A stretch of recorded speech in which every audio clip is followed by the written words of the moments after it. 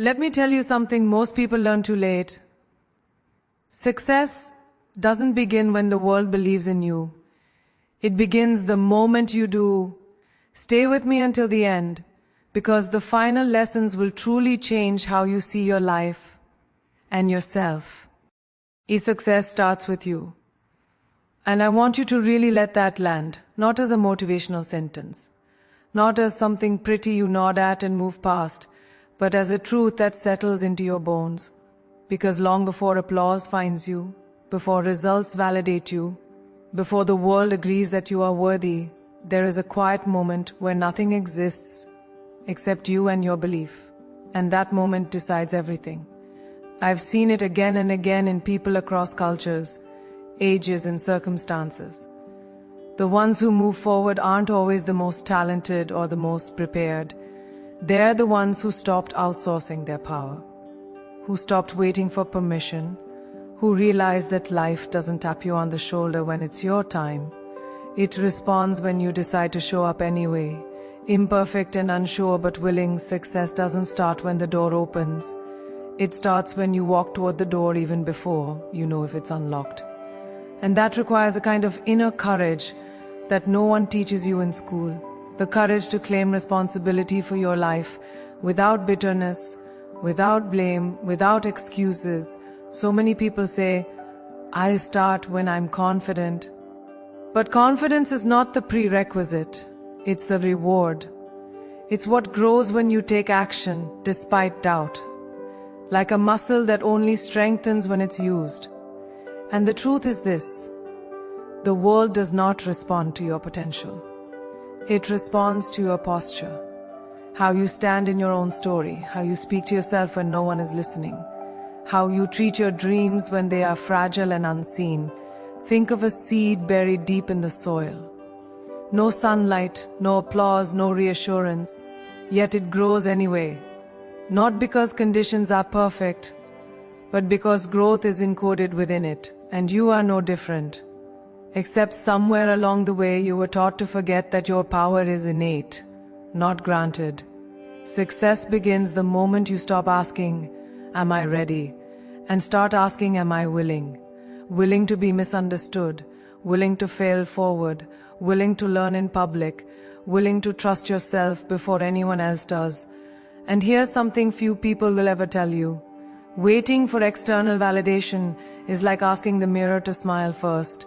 It never happens. The smile must come from you, and only then does the reflection change. I've watched people with limited resources create extraordinary lives simply because they decided that their circumstances would inform them, not define them. And I've watched others with every advantage remain frozen because they never made the internal decision to begin. This is where spirituality quietly enters the conversation, not as ritual or belief, but as awareness.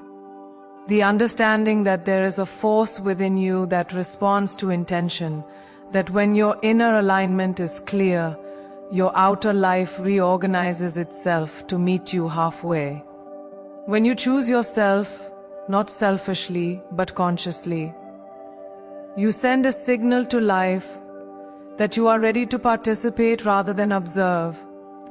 And life responds to clarity far more than it responds to perfection. Imagine your life as a long road shrouded in fog. You don't need to see the entire journey. You only need to take responsibility for the next step. Because movement creates visibility and stagnation creates doubt. This is why success always starts internally. Because action without inner ownership collapses under pressure, but action rooted in self-belief compounds quietly over time. There will be days when no one claps for you, when progress feels invisible, when your effort seems disconnected from results, and in those moments the only thing that sustains you is the relationship you've built with yourself. The promise that you will not abandon your vision just because it's inconvenient or uncomfortable. This is where many people quit, not because they lack ability, but because they lack self-trust. And self-trust is built the same way anything sacred is built, through consistency, through showing up even when it's hard, through choosing faith over fear in small unglamorous moments. Understand this deeply. The universe doesn't test you to see if you're worthy. It tests you to see if you believe you are.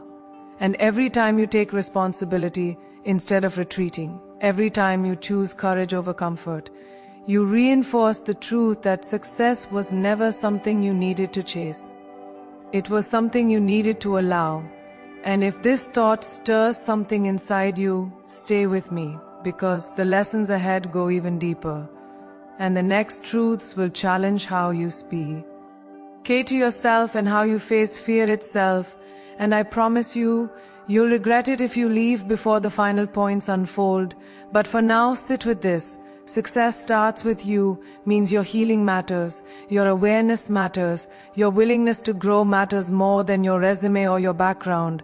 Because when you shift internally, you stop living reactively and start living intentionally. You stop asking life for permission and start co-creating with it. You begin to understand that delays are not denials, that setbacks are not signs to stop but signals to refine, and that nothing is wasted when you are awake to the lesson. This is the foundation. Without it, ambition becomes anxiety and achievement becomes hollow, but with it, even small steps feel purposeful. Even uncertainty feels sacred because you know who is walking through it. Success starts with you when you choose to stand fully in your life, not as a victim of circumstance, not as a spectator of other people's dreams, but as the author of your own becoming. And this is only the beginning, because what comes next will change how you listen to your inner voice, how you interpret fear, and how you build a life that doesn't just look successful, but feels deeply, undeniably true.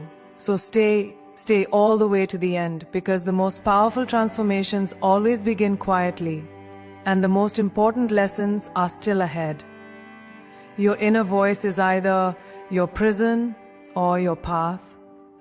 And this is one of the most uncomfortable truths to face, because it means the greatest force shaping your life is not outside you, not society, not your past, not even your circumstances, but the conversation you are having with yourself. Every single day, often without realizing it, that voice wakes up with you, walks beside you into every room, narrates every success and every failure. And over time, it becomes the lens through which you see what is possible for you. And I've learned that most people don't fail because they lack talent or opportunity. They fail because they believe a story about themselves that was never questioned, never challenged, never consciously chosen. Think about how many times you've said, "That's just not me," or "People like me don't get to do things like that," or "I'll try, but I know how this ends." And notice how quietly those sentences shut doors long before life ever gets the chance to. Because your inner voice doesn't wait for evidence, it creates it. Like a script handed to the universe saying, "This is how my story goes." And the universe, neutral and responsive, simply says, "All right, let's make it so." The danger is not negative thoughts, because thoughts come and go like clouds. The danger is identification. The moment you stop seeing thoughts as passing weather and start seeing them as truth. Because then your inner voice stops being a guide and becomes a guard, locking you inside familiar limits, disguised as safety. I've met people who speak to themselves with a kindness they would never extend to anyone else. And I've met brilliant, capable souls who would never tolerate from a stranger the way they talk to themselves in private. And this is where awareness becomes revolutionary. Because the moment you notice your inner dialogue, you interrupt its power, you realize this is a voice, not a verdict. And that realization alone can change the trajectory of your life. Faye, imagine walking through life with a commentator who only points out what you did wrong, what you lack, what could go wrong next. Over time, even joy begins to feel unsafe under that gaze. and courage starts to feel irresponsible. But imagine instead a voice that says, you're allowed to learn, you're allowed to grow, this is hard, but you're still here, and suddenly the same life feels navigable, expansive, even sacred. This doesn't mean lying to yourself or pretending everything is fine. It means choosing truth over cruelty, because there is a difference between honesty and harshness. And your inner voice should be honest enough to help you grow, but compassionate enough to let you breathe. So many of us inherited our inner voice from someone else. A parent's fear, a teacher's doubt, a society's limitation, and never stopped to ask, do I still need to carry this? And the moment you ask that question, you reclaim authorship of your inner world. Spirituality lives here quietly, because awareness is the gateway to freedom. And when you become conscious of your thoughts, you realize you are not your fear, not your past, not your conditioning. You are the witness, the chooser, the one who decides which voice gets the microphone. This is why meditation, reflection, and stillness are not luxuries, they are necessities. Because without pauses, the loudest voice wins, and the loudest voice is usually fear dressed as logic.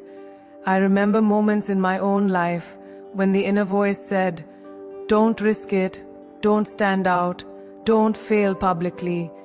And had I obeyed it blindly, my life would be smaller, safer, quieter, but also incomplete, because growth demands a new inner language. Oh, nay, that says, I don't know yet, but I will learn. I'm scared, and I'm moving anyway. I trust myself enough to begin.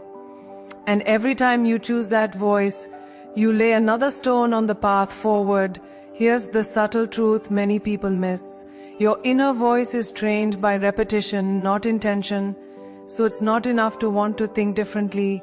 You have to practice thinking differently, especially in moments when it matters, when you fail, when you're rejected, when things don't go as planned, because those are the moments that shape your self-concept the most. If, in failure, your inner voice says, see, I knew it, your world contracts. But if it says, interesting, what can this teach me? Your world expands, and over time that expansion becomes confidence, not the loud kind, but the grounded kind that doesn't need constant reassurance. This is how your inner voice becomes your path instead of your prison, by aligning it with growth instead of protection, curiosity instead of judgment, faith instead of fear. And if this idea is stirring something inside you, stay with me, because the lessons ahead are even more powerful. And the next truths will reshape how you experience fear, discipline, and purpose itself. And you'll regret missing the final points where everything comes together. But before we go there, understand this. Your inner voice is not meant to eliminate doubt. It's meant to help you move through it. Because doubt is part of being human, but paralysis is optional. Life will test you, people will misunderstand you, plans will fall apart, and in those moments the only thing standing between collapse and resilience is the tone of the voice inside you. Where that voice says, I can't, your body listens, your energy drops, your vision narrows. But when it says, I'll try, something opens, something softens, something strong emerges. This is not magic, it's alignment, because your inner world and outer world are in constant conversation. And the quality of that conversation determines the quality of your life. So begin to listen, gently but honestly. Notice the patterns, notice when your inner voice sounds like fear pretending to be wisdom, and choose again, because choice is the beginning of freedom. Remind yourself often that growth sounds messy on the inside before it looks graceful on the outside. That discomfort is not a sign you're failing, but a sign you're stretching. And that no one who has lived a meaningful life did so without first learning how to speak to themselves with courage. This is only the second step of the journey. And what comes next will challenge how you relate to fear, effort, and discipline in ways that can transform everything. So stay until the end. Stay for the final lessons. Because the real secret isn't just changing what you do, it's changing the voice that tells you who you are allowed to become. And once that voice becomes an ally instead of an obstacle, there is no limit that can truly hold you, because the path forward was never blocked. It was waiting for you to hear yourself differently. Discipline is self-respect in action. And this is where many people misunderstand what it truly means. Because discipline has been falsely painted as punishment, rigidity, or a joyless grind, when in reality discipline is one of the most loving commitments you can make to yourself. It is the quiet decision on to honor your future. Even when your present emotions are tired, distracted, or uncertain. And the reason this lesson matters so deeply is because talent without discipline is potential that expires. And intention without discipline is a promise repeatedly broken to yourself. Discipline is not about being harsh or perfect. It is about being devoted. The same way you show up for someone you love, even when it's inconvenient. Because love understands that consistency builds trust, and trust builds safety, and safety allows growth. Think about the areas of your life where you feel most confident. They are rarely the places where you felt inspired every single day. They are the places where you showed up repeatedly, sometimes mechanically, sometimes reluctantly, but faithfully. And over time, your effort compounded into ease, clarity, and strength. That is discipline working quietly in the background. Not asking for attention, not demanding applause, but transforming you from the inside out. Spiritually speaking, discipline is alignment. It is the practice of bringing your daily actions into harmony with your deepest values so that your life stops pulling you in opposite directions and starts moving as one integrated whole. Without discipline, ambition becomes anxiety because you want more than your habits can sustain, and that inner conflict drains your energy. But with discipline, even small goals feel grounded because your actions and intentions are finally speaking the same language. Many people wait to feel like it before they act, not realizing that feelings are followers, not leaders. They take their cues from behavior. And when you act with discipline, motivatio, N eventually catches up like a late but loyal friend. Imagine a river carving its way through stone. It doesn't rush, it doesn't force, it simply returns to its path every single day. And over time, even the hardest rock yields. This is how discipline reshapes your life. Not through dramatic moments, but through gentle, repeated commitment. There were moments in my own journey where no one was watching, where the work felt thankless, where results were distant, and it was discipline, not inspiration, that carried me forward, reminding me that the life I wanted required a version of me I was still becoming, and that becoming is always uncomfortable. At first, discipline teaches you how to keep promises to yourself, and this is where self-respect is born, because every time you follow through, you send yourself a powerful message: I can trust me. And that trust becomes the foundation for confidence, resilience, and inner peace. When discipline is missing, self-doubt grows louder, because somewhere inside you know you are capable of more, but capability without commitment feels like betrayal. And that internal tension shows up as frustration, procrastination, and self-criticism. Discipline is the antidote, not because it makes life easier, but because it makes you stronger, calmer, and more centered in who you are. This doesn't mean rigid routines or perfectionism. It means conscious structure, choosing what matters and returning to it even after you fall off, because falling off is human. Quitting is optional. Discipline with compassion is far more powerful than discipline with shame, because shame drains your will, while compassion restores it. The most sustainable discipline comes from remembering why you started, from connecting your daily effort to a larger purpose, from seeing each small act as a prayer for the life you are building. And if this idea is resonating, stay with me, because the lessons ahead are even more powerful. And what comes next will shift how you experience gratitude, purpose, and fulfillment in ways that can change everything. And you will regret missing the final points where it all comes together. But before we move on, understand this. Discipline is not about controlling life. It is about creating inner stability so life cannot control you. It is about having an anchor when emotions fluctuate, when circumstances shift, when motivation fades. Disciplined people are not immune to doubt or fatigue. They simply refuse to let those states make their decisions. And that refusal is a form of spiritual maturity. When you practice discipline, you stop living reactively and start living intentionally, because your actions are guided by values rather than moods. And that is the difference between drifting through life and consciously shaping it. Discipline also teaches patience, because it reminds you that meaningful results take time, and patience is faith stretched across time. The belief that your effort matters even when evidence is delayed. This is why disciplined people appear calm under pressure. They are not calmer by nature, they are calmer by practice, because they have learned to trust the process rather than panic at the pace. Every time you choose discipline over distraction, you reclaim a piece of your power. And power is not dominance or control. It is self-command.